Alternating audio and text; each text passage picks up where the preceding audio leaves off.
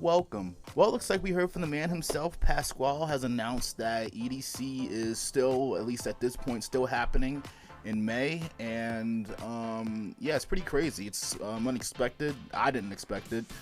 And again, this is just all for at the moment right now.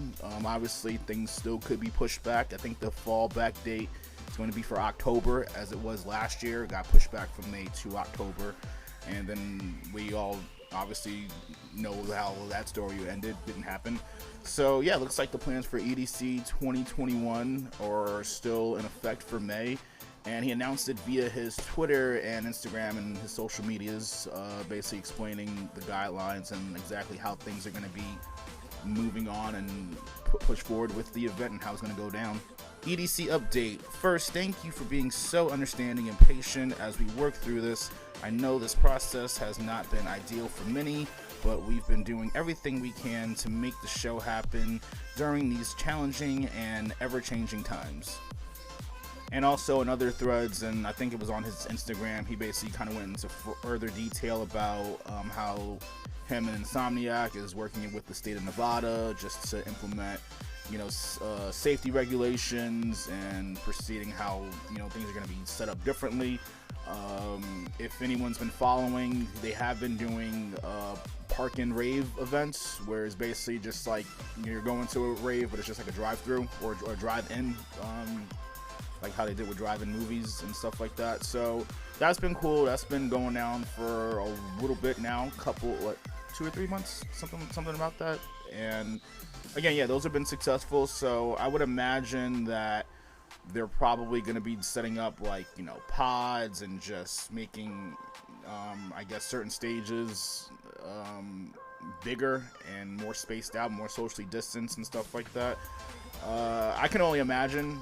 I think I've seen a couple of other concerts do stuff like that over the past year or so, or like the past couple of months, with things starting to get opened back up, slowly but surely. And me personally, I'm still excited for this. Again, I haven't been to a rave in over a year now, or just a show in general, so I'm pumped. Now, some people aren't excited about this. They're actually kind of like appalled and just really PO'd. I think I saw one girl try to start like not a GoFundMe, petition to get it pushed back to October. And I just see some people just saying, just cancel the whole thing completely, just give us our money back, just wait till 2022 or even 2023. And I'm not going to say they don't have a right to be or feel how they want to feel. That's definitely their right. But my whole stance is, if Insomniac says it's cool, if the state of Nevada says it's cool, and if they're actually going by, proper safety regulations and, going about it the right way, then I personally see no issue with it. But again, also at the same time, if it does get pushed back, yeah, that does suck, but, I'm not really gonna, cry too much about it, even though it really, really, really, really would suck. Also, another thing too, people need to take in consideration, they think that Pasquale is the whole overseer. I mean, he is, when it comes to just, the events that he wants to put on and just doing super final decisions on things. But people have to also understand that, with these events, especially the bigger ones like EDC and stuff like that, it's not just him, calling all the shots. You have a lot of investors, different companies, brands, sponsorships, and people that have their money tied up in these major events that are saying no, you have to go through with this. We're losing money. We need to see a return on our investment. So it really does get more complicated. It's not just as simple as, hey, I just want to throw on a rave, or I just want to throw this on. Even if sometimes in the cases, even if I could say, if he doesn't want to throw it, it's just not that simple just to back out of things. So yeah, a lot of behind the scenes stuff that really doesn't get talked about and shared that much. And in other news, Bernie Sanders will travel to Alabama to meet with Amazon workers pushing to unionize amid his battle with Jeff Bezos. So pretty much, if you don't know, workers in Amazon, specifically in Alabama, are trying to push to form a union and unionize, and just get some more more benefits and more things out of the company. And Dave Clark responded to this via his Twitter, and I just found his response pretty funny. Actually, funny is just, I guess one thing on the menu was funny. It was low-key kind of petty, and just more of like a, damn, Dave, you didn't have to go that hard, like, for real? I welcome @Senator Sanders to Birmingham and appreciate his push for a progressive workplace. I often say we are the Bernie Sanders of employers, but that's not quite right because we actually deliver a progressive workplace. For our constituents, a $15 minimum wage, health care from day one, career progression, and a safe and inclusive work environment.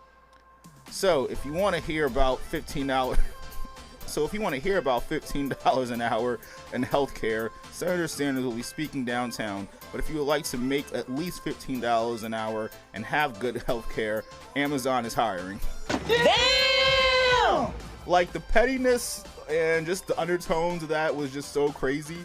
Like, you know what that reminded me of, actually? Like, I don't know if you guys remember this, but back in like the 90s, the Source Awards? Suge Knight was speaking, and this was during the whole like East Coast, West Coast rap battle. It was like, you know, Death Row Records was West Coast, and Bad Boy Records was East Coast. Bad Boy had Biggie. Suge Knight and at Death Row had, you know, Tupac and Snoop Dogg and stuff like that. But it was basically like he made a speech at the Source Awards. Any artist out there want to be an artist and want to stay a star, don't want to have to worry about the executive producer trying to be all in the video, all on the record, dancing. Come to Death Row. Pretty much Dave's response kind of reminded me of that, where it's just like, well, if you want to just, you know, talk about healthcare and just listen to healthcare, you know what? Go see Bernie Sanders. But if you actually want to make that $15 an hour minimum wage and get proper healthcare, then come to Amazon. Drops the mic and just walks off Twitter.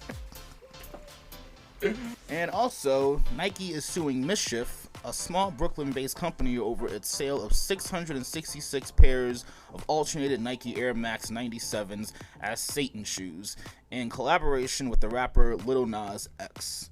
So, for those of you that don't know, over the weekend, Lil Nas X put out a new music video for his song Monterio, aka Call Me By My Name, or By Your Name, I think it's By My Name. And it's basically just a video about him. He's in like the Garden of Eden, and he, you know, gets tempted by the devil or a demon, and then ends up like going to hell. But he goes to hell literally sliding down on a stripper pole, and then basically just gives the devil a lap dance, kills the devil, and becomes the new devil, I guess. And in collaboration with his new single and video, he teamed up with this Brooklyn-based company who's known to take, or at least buy, existing Nike shoes and then just redesign them for, you know, whatever theme that they want to do. I think they even did like a shoe that was like a Christian shoe with the Air Max, and it had like crosses on it, and at the bottom like it was filled with like holy water. So basically this was that shoe, but the complete opposite. It was, you know, literally a Satan or a devil shoe. It has, you know, upside down crosses on it, Lil Nas X's name on it, and also like pendulum stickers, or the pendulum piece on it too. And allegedly, I'm still trying to wrap my mind whether this is actually true or not, but in the heel of the soles, just like with the Jesus shoe, apparently like it was filled with holy water.